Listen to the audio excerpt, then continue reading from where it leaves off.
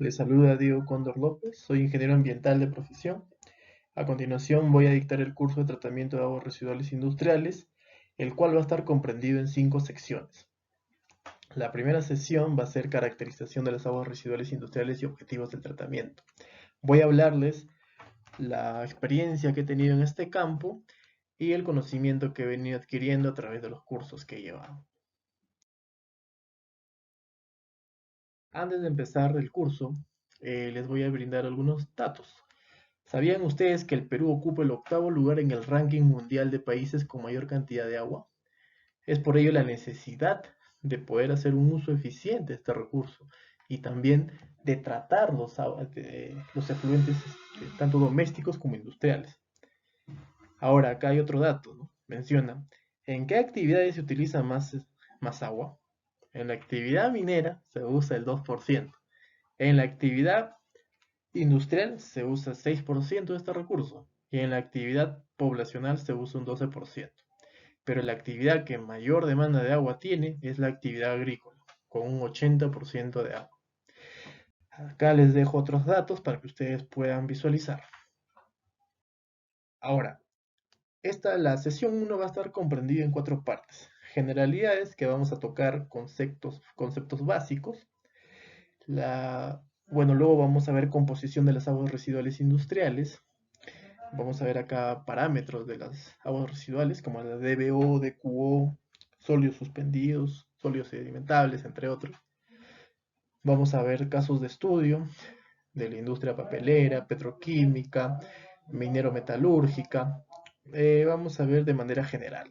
Y luego vamos a tocar problemas de tratamiento de efluentes industriales. Parte 1. Generalidades. Vamos a hablar de los conceptos básicos. Para poder empezar el curso tenemos que empezar definiendo el agua residual. Entonces, las aguas residuales son las que proceden de cualquier actividad industrial en cuyo proceso de producción, transformación o manipulación se utilice agua. Se incluye también a los líquidos residuales, aguas de proceso y aguas de drenaje. Estas aguas contienen casi todos los tipos de contaminantes, sean minerales, orgánicos, térmicos por las aguas de refrigeración, y estas aguas van a ser vertidas a ríos y mares tras su depuración. En esta gráfica menciona que a nivel mundial la mayor parte de las aguas residuales no se recogen ni se somete a ningún tratamiento. Las aguas residuales son un recurso valioso, pero a menudo son vistas como una carga de las que hay que deshacerse. Asimismo, mencionan que el 80% de las aguas residuales del mundo son vertidas al medio ambiente sin un tratamiento adecuado. Es por ello que hay la necesidad de tratar las aguas residuales, ya sea de actividades urbanas o industriales. ¿Qué podemos ver en esta gráfica? Vamos a observar a industrias, también vamos a observar viviendas, vamos a observar una planta de tratamiento. Ahora, cuando una industria vierte sus efluentes al alcantarillado, ¿qué tiene que cumplir? Los valores máximos admisibles. ¿Quién da estos o define estos valores máximos admisibles? La SUNAS. Ahora, cuando una industria trata sus aguas residuales, ¿qué tiene que cumplir para que la industria pueda verter sus aguas a un cuerpo de agua? Tiene que cumplir los LMPs. Cada LMP es dado por cada sector. Ahora, vamos a hablar de los valores máximos admisibles. Se va a entender como aquel valor de la concentración de elementos, sustancias o parámetros físicos y o químicos que caracterizan un efluente no doméstico, que va a ser descargado a la red de alcantarillado sanitario. Acá podemos ver los PMA están en el decreto supremo número 021/2009 de vivienda. Ahora, ¿qué más? Los BMA, al ser excedidos en sus parámetros aprobados en el anexo 1 y anexo 2 que figuran en este decreto, ¿qué pasa si se alteran o están con una mayor concentración de las que mencionan en estos anexos? Van a causar un daño inmediato, progresivo a las instalaciones o infraestructuras sanitarias del tratamiento de aguas residuales y van a tener influencia negativa en los procesos de los tratamientos de aguas residuales, ¿no?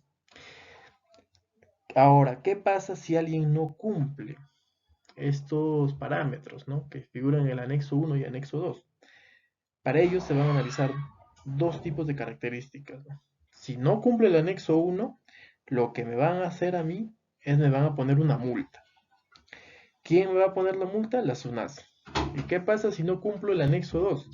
En este caso, la empresa que da el servicio del sistema del alcantarillado, en este caso la EPS, me va a proceder a poner una multa y también me puede suspender la descarga de mi efluente al alcantarillado, ¿no? Es por ello que hay la necesidad de cumplir estos valores antes de la descarga al sistema de alcantarillado. Ahora en la parte 2 vamos a ver la composición de las aguas residuales industriales. La clasificación de contaminantes en el agua. Se clasifican de dos maneras, contaminantes prioritarios y contaminantes emergentes. Los contaminantes prioritarios se consideran sustancias prioritarias aquellas que presentan un riesgo significativo para el medio acuático, la salud humana, ya que son tóxicas, persistentes o bioacumulables. Sí, en cambio, un contaminante emergente es aquel del que se desconoce en gran medida su presencia localizada, concentración e impacto en el medio acuático. Ahora, a pesar de que algunas PETAR soportan cierta cantidad de metales, hidrocarburos u otros contaminantes, lo que una PETAR no va a soportar va a ser los contaminantes eh, como los plaguicidas, los compuestos organoestánicos u otros orgánicos, ¿no? Por ello hay que la necesidad de tener bien caracterizados nuestros efluentes, ¿no? Ahora, a nivel mundial, la mayoría de las depuradoras urbanas tratan mezclas de aguas urbanas como industriales. Lo que se debe hacer, y lo que ya se está haciendo en muchas partes, es separar estas aguas, ¿no? Las aguas urbanas, tener un tratamiento diferenciado de las aguas industriales. Composición de las aguas residuales industriales. Las aguas residuales industriales se clasifican principalmente de la misma manera que las aguas residuales domésticas.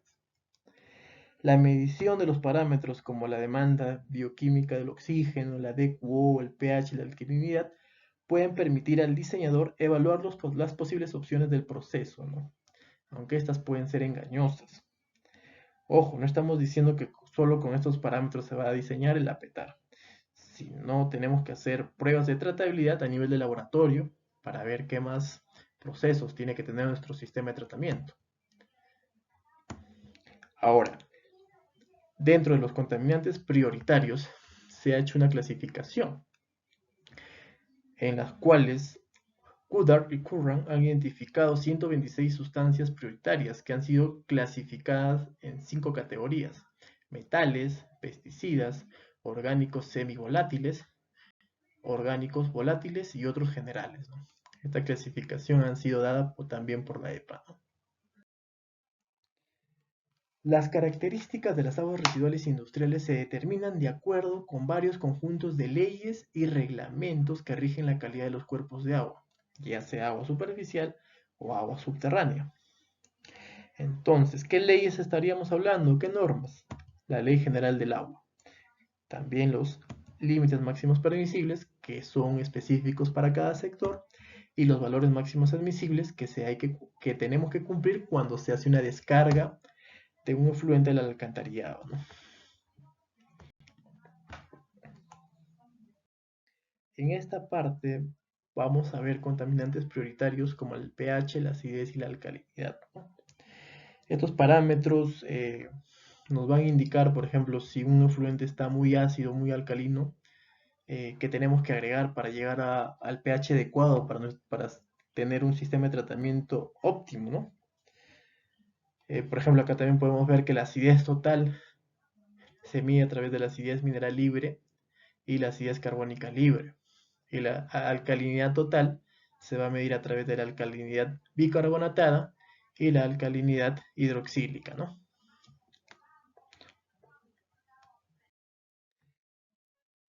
Otro contaminante prioritario es el oxígeno disuelto. El OD nos muestra qué tan contaminada puede estar un agua. Por ejemplo, si tenemos un OD muy bajo, nos indica que hay sustancias que están consumiendo el oxígeno, ¿no? También es un indicador de que cuán contaminada va a estar el agua, ¿no?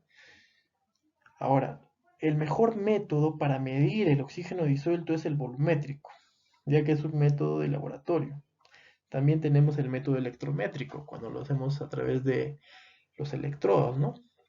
Sin embargo, este método no es tan eficiente como el de laboratorio, ya que los electrodos se pueden ensuciar y nos pueden dar otro parámetro. También se tiene otro método que es el de luminiscencia, en el cual se lanza un haz de luz y mediante un sensor se capta el ODN. Pero el mejor método para poder definir o medir oxígeno disuelto es el método de laboratorio, ¿no? Referente a los metales pesados, si bien el término metales pesados puede significar cosas diferentes según el contexto en el que se usa, para este propósito los metales son aquellos elementos ubicados en o cerca del centro de la tabla periódica, ¿no? Acá podemos ver, están sombreados los metales pesados. Ahora, estos metales son de gran consideración en los efluentes de la industria minero-metalúrgica, ¿no? En el Decreto Supremo 010-2010 MINAN se tiene los LMPs para la descarga de estos efluentes, ¿no?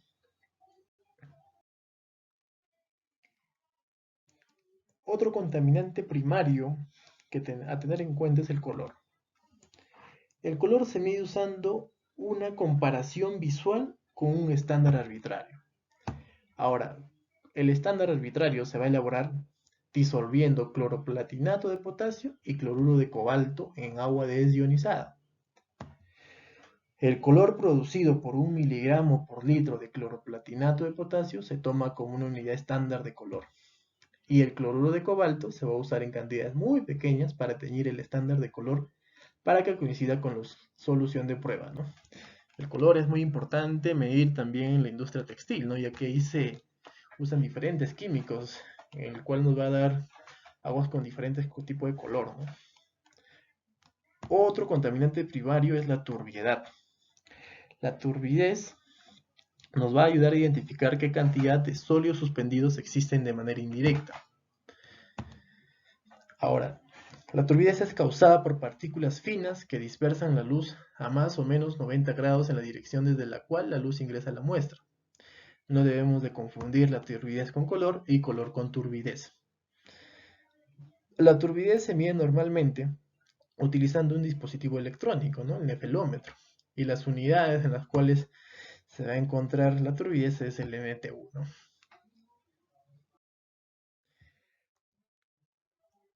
Referente al fósforo, que es otro contaminante primario, el efecto significativo de este contaminante es la eutrofización, ya que si se descargan cantidades significativas de fósforo y estas están disponibles para las algas, lo que va a hacer las algas van a hacer crecer y va a producir la eutrofización, ¿no? Ahora, los tipos de fósforo que tenemos son los polifosfatos y los ortofosfatos, ¿no? Los polifosfatos son simplemente cadena de unidades de ortofosfatos formadas por deshidratación. Todos los polifosfatos en solución acuosa se hidrolizan gradualmente y vuelven a la forma de ortofosfato en el entorno natural. También tenemos que hablar del nitrógeno, ya que al igual que el fósforo, también puede provocar eutrofización.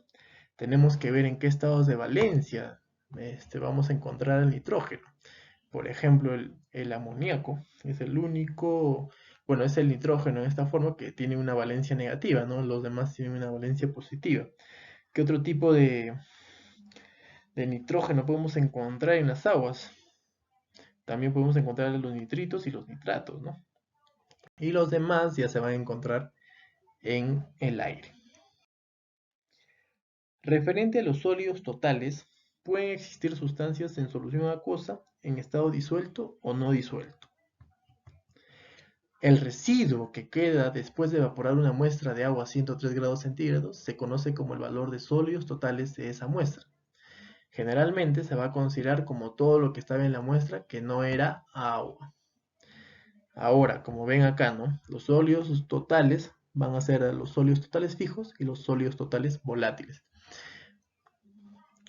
Y a ver, Los sólidos totales se van a clasificar en dos: sólidos suspendidos totales y sólidos disueltos totales. Los sólidos suspendidos totales van a ser sólidos suspendidos fijos y sólidos suspendidos volátiles.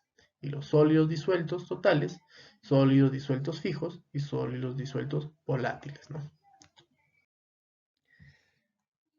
¿Qué otros contaminantes vamos a tener? A los sólidos suspendidos. Son aquellos que no van a pasar de un filtro de 0,45 micras. Ahora, dado que el método estándar para medir sólidos suspendidos totales implica agitar la muestra a fondo antes de filtrar el sólido suspendido total, en realidad incluye todos los sólidos no disueltos, en lugar de simplemente los sólidos disueltos que no se sedimentaron bajo la influencia de la gravedad. Los resultados de la prueba para sólidos sedimentables no se puede restar de los resultados de la prueba para sólidos suspendidos totales, para obtener el valor de la cantidad de sólidos no disueltos, en una muestra que no se depositará bajo la influencia de la gravedad. ¿Por qué? La prueba estándar para sólidos sedimentables produce un valor en términos de mililitro por litro y la prueba estándar para sólidos suspendidos totales produce un valor en miligramo por litro, ¿no? Tenemos que tener cuidado con las unidades. El otro contaminante primario es los sólidos sedimentables. Son sólidos no disueltos que se depositarán en el fondo de un recipiente bajo la influencia de la gravedad. Ahora, ¿qué dispositivo vamos a usar para poder medir esto? Es el cono INFO. Ahora, los sólidos sedimentables se informan, es decir, las unidades en las que van a estar van a ser en mililitro por litro. Los sólidos disueltos contenidos en el líquido restante con los sólidos sedimentables van a ser el resultado de los sólidos, ¿no? Si este volumen es pequeño en comparación con la muestra total, el error será pequeño. Este procedimiento nunca se realiza en el contexto de un permiso de descarga de aguas residuales, pero se puede realizar con fines de ingeniería o planificación del descargador. Ahora veamos los sólidos suspendidos volátiles. Está relacionado a la materia orgánica no disuelta, ¿no? Es por ello que la necesidad de medirlo. Para estimar la cantidad de material orgánico no disuelto, es por eso que medimos los sólidos suspendidos volátiles, ¿no? Acá menciona que luego de colocar el filtro de 0,45 micras con los sólidos depositados en un horno a 600 grados centígrados durante un tiempo suficiente para quemar todo el material que se oxidará a dióxido de carbono a esa temperatura. El material que quede en el filtro después de este procedimiento es el material que no se combinará con oxígeno y se volatilizará como dióxido de carbono. Estos sólidos se denominan sólidos fijos y se consideran la porción inorgánica de los sólidos suspendidos en la muestra de aguas residuales. Este valor restado al valor de sólidos suspendidos totales produce la porción total de sólidos suspendidos volátiles de la muestra de aguas residuales y por lo tanto en una estimación de la cantidad de material orgánico no disuelto en la muestra de agua residual original. También tenemos que ver la demanda química de oxígeno y la demanda biológica de oxígeno. La relación de DQO o DBO que tienen nos va a decir si el agua es biodegradable o no es biodegradable. Entonces, nosotros podemos decir que si la DBO representa un 80% de la DQO, podemos decir que el agua es biodegradable y podemos usar tratamientos biológicos. Sin embargo, si la DBO representa solo un 25%, podemos decir que es un agua lentamente biodegradable, ¿no? Y para ello tendríamos que aplicar un tratamiento químico avanzado. Adicionalmente, tenemos que ver qué tipo de industria es, qué otros compuestos tienen para poder hacer nuestro sistema de tratamiento. También tenemos que hablar de la demanda de cloro y cloro residual. El cloro, en forma de cloro gaseoso o de uno de los hipocloritos, se agrega rutinariamente a las aguas residuales para desinfectar. Es el último proceso. Sin embargo, esta desinfección no se llevará a cabo si hay sustancias en las aguas residuales que reaccionen rápidamente con el cloro o hipoclorito. Se oxidan y reduzcan el cloro al ion cloruro, que no es reactivo. De eso podemos ver que el cloro residual es igual a la dosis de cloro menos la demanda de cloro. La cantidad de cloro usado como resultado del proceso de desinfección se considera parte de la demanda de cloro. Por lo tanto, la demanda de cloro va a ser igual al cloro reaccionado con agentes reductores más cloro utilizado para desinfección. Asimismo, tenemos que tener cuidado con el cloro residual, ya que si hay un exceso de este, cuando se vaya al alcantarillado, posiblemente eh, cuando este efluente ya vaya a un tratamiento secundario que va a pasar, por ejemplo, si el tratamiento es biológico, va a matar a las bacterias. Es ahí la necesidad de poder hacer una buena caracterización del cloro residual. Ahora vamos a hablar de los cloruros. ¿Cuál es su importancia de los cloruros en las aguas residuales? Bueno, esta se relaciona con su capacidad para participar en la conducción de corriente eléctrica y por lo tanto su papel activo en la mejora de la corrosión, particularmente la corrosión galvánica. Generalmente los cloruros son benignos, ¿no? No reaccionan y son poco probables que participen en ninguna actividad de precipitación, excepto en los procesos de salado. Pero los cloruros iban a afectar la presión osmótica de una solución acuosa y como tal pueden tener un efecto nocivo en un sistema biológico de tratamiento de aguas residuales.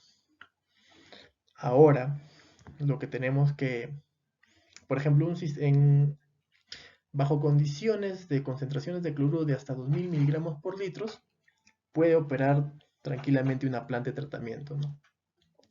Sin embargo, si varía demasiado esa concentración, va a afectar a la planta de tratamiento, ¿no? También va a afectar a la población de microorganismos si es un tratamiento biológico. Dureza es otro contaminante. La dureza no tiene que estar muy elevada. ¿Por qué? A ver, porque va a causar encostramiento en los tubos de conducción.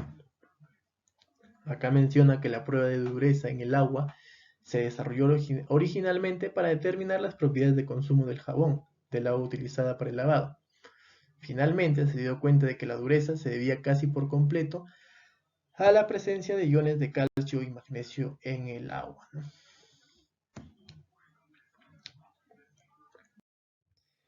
Ahora, otro contaminante que tenemos que ver es el hierro y manganeso, ¿no? El hierro y el manganeso normalmente se consideran juntos como problemas en los suministros de agua cruda para el uso de procesos industriales, así como en los efluentes de proceso. Entonces, ¿cuál es la razón? Es porque estos metales se encuentran muy a menudo juntos en los suministros de agua subterránea y en algunos suministros de agua superficial bajo ciertas condiciones. Entonces, el hierro puede ser oxidado por el oxígeno en agua en óxido férrico insoluble y este va a precipitar para formar gránulos finos que pueden ensuciar los sistemas de distribución y los dispositivos de enfriamiento. Y luego, tanto el hierro como el manganeso reaccionan con el cloro para formar cloruros muy coloreados, que manchan mucho de los objetos con los que entran en contacto. Ahora veamos el tema de aceites y grasas.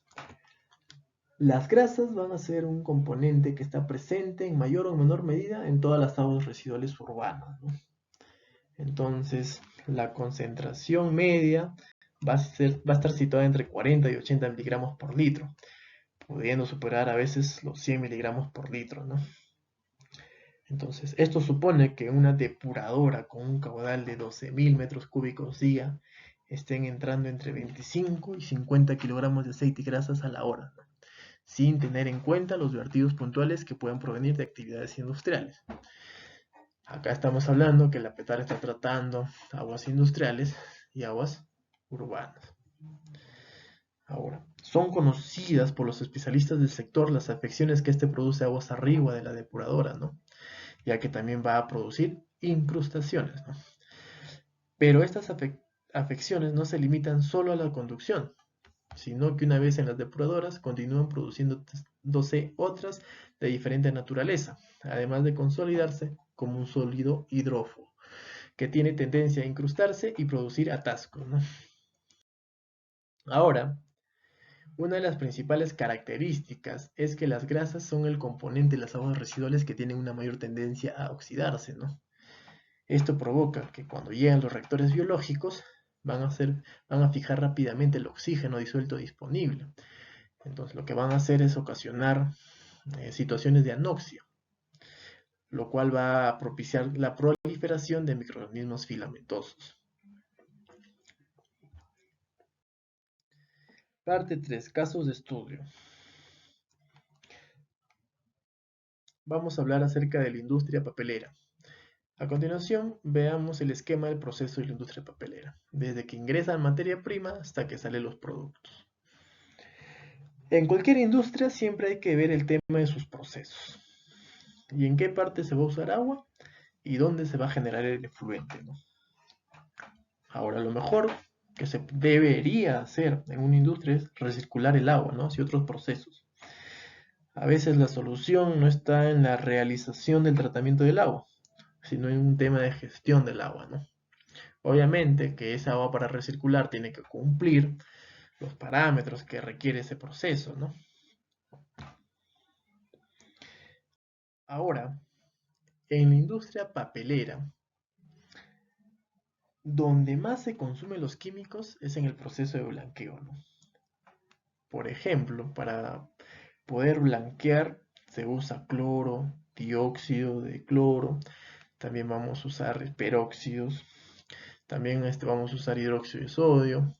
En otro tipo de blanqueo no vamos a usar cloro, pero va a ser reemplazado por dióxido de cloro. En el blanqueo TSF no se utiliza cloro en ninguna forma. También vamos a usar peróxido, oxígeno u ozono y enzimas, ¿no? Ahora acá menciona que el blanqueo es un proceso dirigido en varias etapas mediante el cual se refina y aclara la pulpa en bruto. La principal razón del blanqueo de la pulpa es la de eliminar el contenido de lignina residual. El sistema de tratamiento.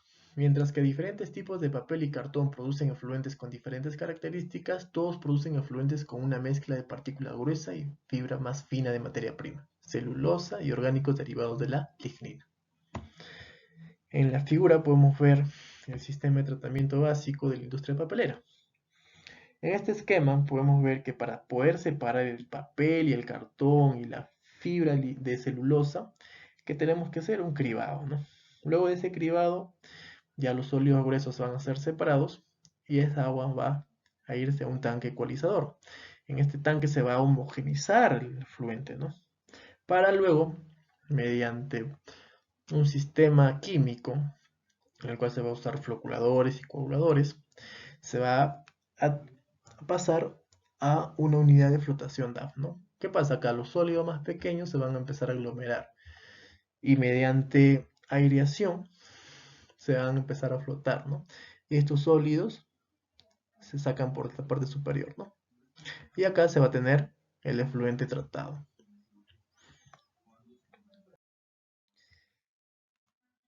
Efluentes de recubrimiento, esquema del proceso.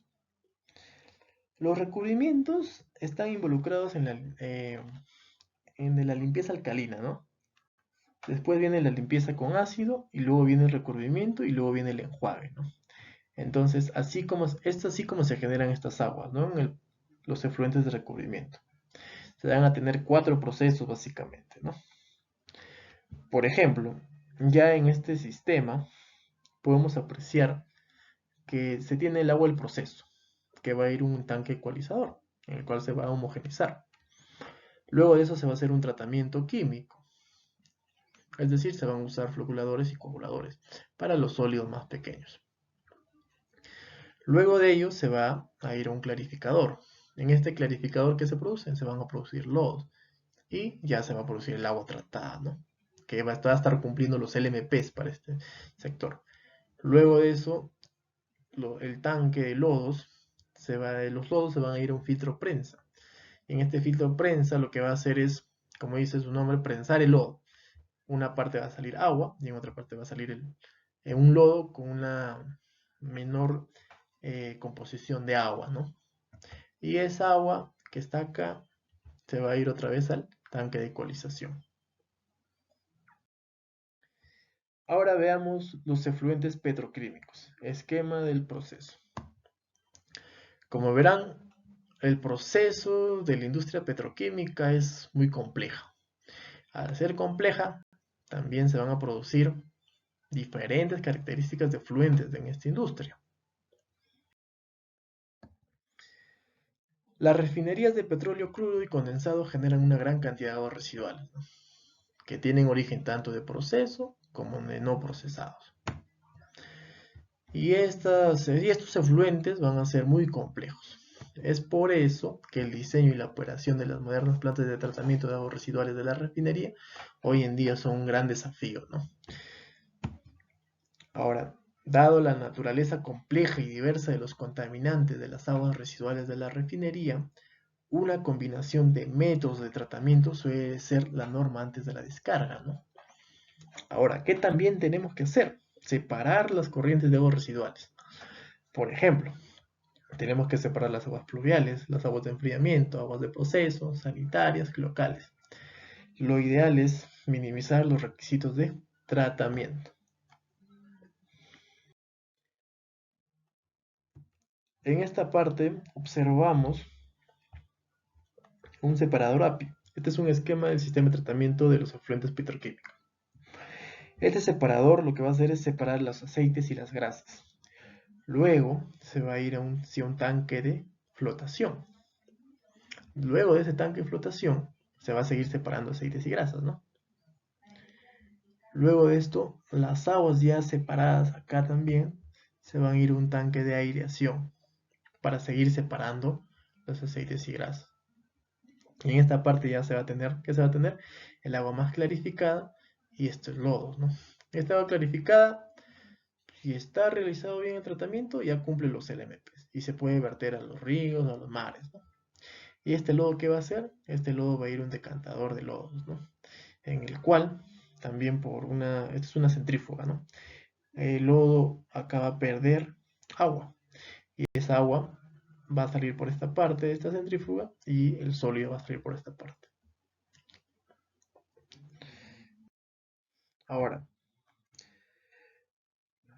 la cantidad de aguas residuales generadas y sus características dependen de la configuración del proceso.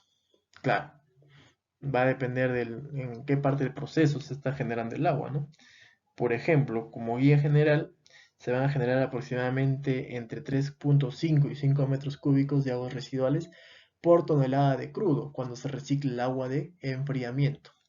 Las refinerías generan aguas residuales contaminadas que contienen niveles de DBO y DQO de aproximadamente 150 y 200 para la DBO y de DQO entre 300 y 600 miligramos por litro. También se van a tener niveles de fenoles entre 20 y 200 miligramos por litro. ¿Qué pasa si estos fenoles son muy altos? Entonces, lo que tenemos que hacer es un tratamiento de oxidación avanzada, ¿no? Asimismo, podemos ver otras características, otros parámetros de estos efluentes, ¿no? Y como ya se les había mencionado, dado que es bien complejo estos efluentes, lo ideal es separar estas aguas, separar las corrientes de aguas residuales. Ahora veamos en la industria alimenticia cómo es su esquema de proceso. En la industria alimenticia, los agentes contaminantes que van a predominar en estas aguas residuales van a ser los residuos de animales y vegetales. Por ejemplo, residuos de carne, huesos, pelos, fibras vegetales, por ejemplo, las carnes, los huesos, donde se producen los camales, ¿no? También, ¿qué se va a tener en esta industria? Se van a tener materias en suspensión procedentes de arrastres y lavado, ¿no? Por ejemplo, tierra, arena, arcilla, partículas insolubles. Para ello se tendría que implementar un desarenador. Ahora, también vamos a tener productos putrescibles, ya sean grasas, azúcares, dextrinas, proteínas, fermentos, entre otros. ¿Qué más menciona acá? A ver, las materias en disolución diversa también vamos a tener, ¿no? Por ejemplo, sales disueltas, plaguicidas en mayor o menor cantidad, según sea su solubilidad en el agua. Las características de los vertidos de la elaboración de productos alimenticios son extremadamente variables, ¿no? Por ejemplo, podemos tener de una DBO que puede encontrarse en 100 miligramos por litro hasta 100 gramos por litro, ¿no? Es bien variable, ¿no? También los sólidos en suspensión casi siempre ausentes en algunos vertidos o hasta 120 gramos por litro en otros, ¿no? El vertido puede ser muy alcalino, podemos a veces encontrar aguas con un pH 11 y también un pH bien ácido, 3.5. Puede haber sustancias nutritivas, minerales en exceso, de efecto en la relación necesaria para obtener buenas condiciones para el tratamiento biológico. Bueno, dicho esto, estamos diciendo que en la industria alimenticia las aguas, los efluentes de sus procesos son muy variables, ¿no? Es por eso que tenemos que caracterizar adecuadamente. Por ejemplo, si en una empresa se fabrican 10 tipos de productos, tenemos que caracterizar sus aguas cuando se fabriquen los 10 productos, ¿no? No solamente cuando se fabriquen 5. Este es un esquema de los diferentes tratamientos que se realizan en esta industria, ¿no? Por ejemplo, que hay un tratamiento biológico, hay otra opción C, que es mediante una aireación de desengrasado, luego coagulación, floculación, este tratamiento químico, luego se tiene que decantar, luego se filtra y luego hay una desinfección. Ahora veamos en la industria de curtiembre. En la industria de curtiembre, este es su proceso, ¿no? Desde que se recepcionan las pieles hasta que se tiene el cuero acabado, ¿no? Terminado. Y tenemos que ver en qué parte de los procesos se generan y se usan, generan influentes y se usa agua, ¿no? Por ejemplo, en el lavado y remojo de las pieles, en el pelambre y en el encalado y en otros procesos, ¿no? Como ya habíamos dicho, el cuero es bueno, es la piel de animal preparada químicamente para producir un material robusto, flexible y resistente a la putrefacción. Y se van a obtener de distintos animales, ¿no? Ahora, industria, se van a tener características de contaminantes muy diversos, ¿no? Pueden ser características por varios parámetros. Se va a incluir los contaminantes tóxicos que van a exhibir toxicidad. En esta industria también se generan grandes cantidades de aguas residuales que presentan un alto contenido de materia orgánica. Sólidos, salinidad, grasas y contaminantes específicos como el sulfuro, amoníaco, carbonatos, y entre otros, ¿no? En esta industria también de curtiembre tenemos que ver el tema del cromo, ¿no? Ya que se usa para poder tratar las pieles de los animales. Referente a los efluentes mineros metalúrgicos. Este es un esquema de los efluentes mineros metalúrgicos. Por ejemplo, en la industria minera, en realidad se tienen dos problemas, ¿no? Uno es el tema de sus procesos y el otro es el tema de las aguas que se generan en el drenaje ácido de minas, ¿no? Hoy en día lo mejor que está haciendo la industria es recircular el agua, ¿no? Ahora, si recirculan su agua, ¿por qué hay la necesidad de implementar un sistema de tratamiento?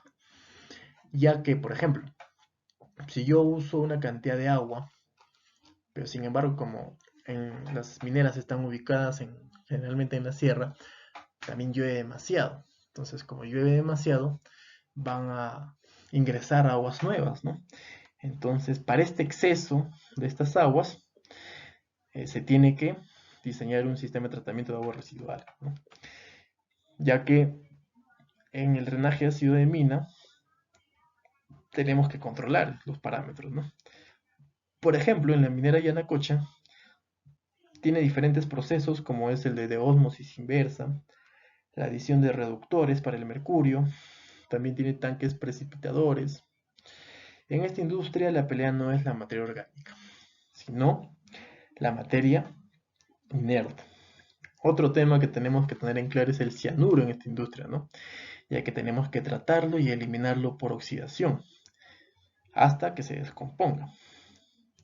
Pero también cuando descomponemos el cianuro hay otro problema, ya que se va a generar el amoníaco.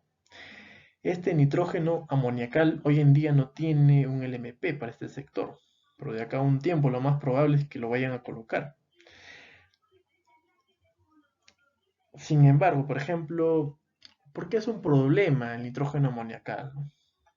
Ya que, digamos, esta agua con una cierta cantidad de nitrógeno amoniacal se vierte a una quebrada. Yo, una EPS, capto estas aguas de esta quebrada. Entonces, como estas aguas tienen gran cantidad de nitrógeno amoniacal, ¿qué va a hacer qué característica va a tener esta agua? Que van a tener que usar grandes cantidades de cloro para poder desinfectar, ¿no? Es por ello que la necesidad de controlar el nitrógeno amoniacal.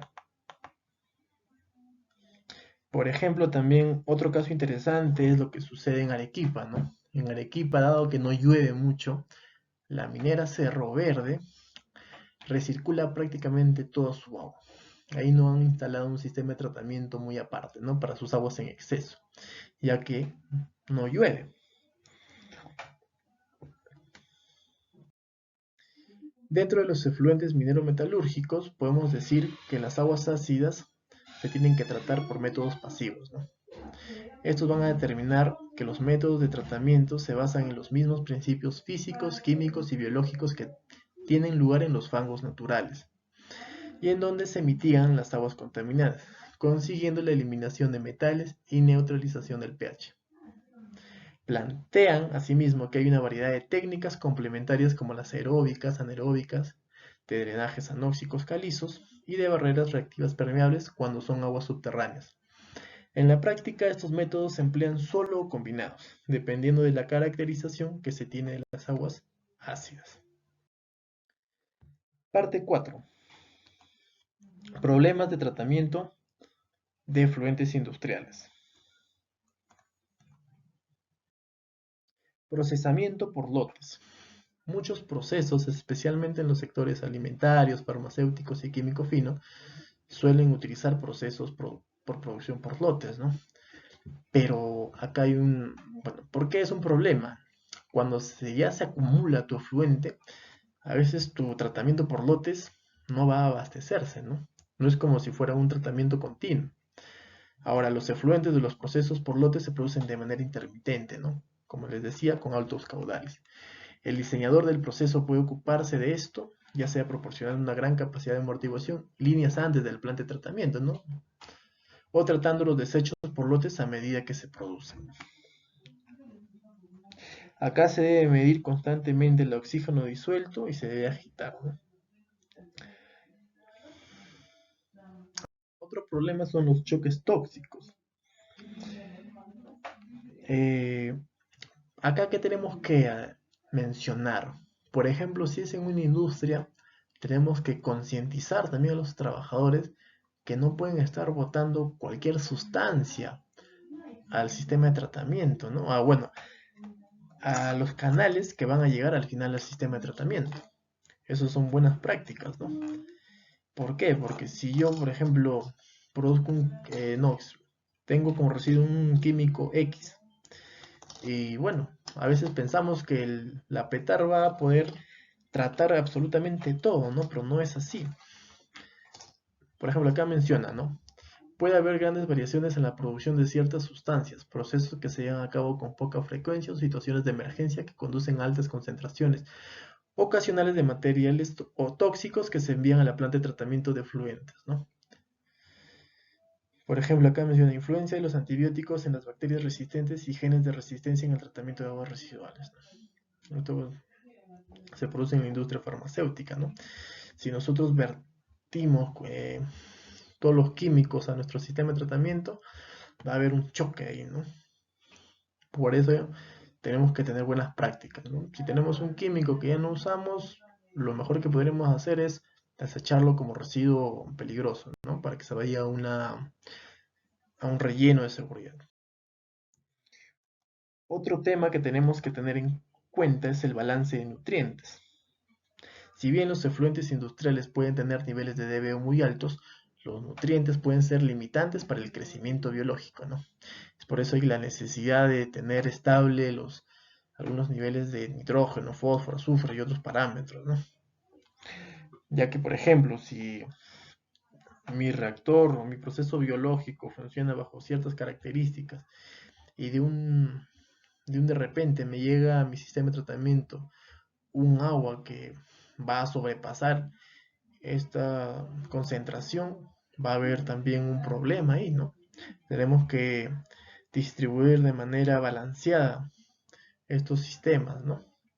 Para que no haya algún inconveniente al tratar las aguas residuales, ¿no? Otro problema es la consistencia del lodo. Quiere decir que vamos a tener, por ejemplo, lodos de diferentes características, ya sea por su viscosidad. Entonces nuestra separación a veces no va a ser la misma, ¿no? Ya que nuestro filtro prensa ha sido diseñado para un cierto tipo de lodo. Entonces, al entrar un lodo con una menor viscosidad, entonces nuestro filtro prensa ya no va a separar lo mismo, ¿no? Y acá justamente para eso se tiene que hacer una buena caracterización del agua, ¿no? Como les venía diciendo anteriormente, si en una empresa se fabrican 10 productos, tenemos que caracterizar el agua cuando se fabrican todos los productos, ¿no? Porque puede ser que un producto me genere una mayor cantidad de lodo y otro no, y al final mi diseño para mi planta de tratamiento no es la más adecuada. Y otro proceso es el cambio en el proceso principal. Perdón, otro problema. El proceso o procesos principales no solo pueden ser muy variables por hora y por día, sino que los procesos realizados también pueden variar según la temporada o la campaña. Por lo tanto, el efluente producido puede variar mucho en composición y resistencia durante todo el año. Dichos cambios pueden estar en una escala de tiempo demasiado larga para manejarlos, mediante la capacidad de almacenamiento en buffer. Por lo tanto, será aconsejable considerar operación en la planta de tratamiento de efluentes como parte de los preparativos para realizar cambios en los procesos principales. Por ejemplo, en la industria pesquera, cuando hicieron su sistema para tratar sus aguas de limpieza, sus efluentes de limpieza, en un inicio no contemplaron que este efluente iba a ser tan variable. Entonces, al hacer el diseño de la planta de tratamiento, ¿qué pasó? No se pusieron todos los sistemas necesarios para tratar esta agua, ¿no? Ese es un caso que yo vi. Ahora, cuando hay un cambio brusco, no solamente va a afectar a una parte, ¿no? Sino va a afectar a todo el proceso. Entonces, tenemos que ver de manera heurística, de manera completa, todo este tema de los cambios en los procesos, ¿no? Bueno, chicos, eso es todo. Ahora, un mensaje ambiental es procuremos siempre que nuestros actos dejen una huella verde. Tengamos un camino verde, ¿no? Gracias.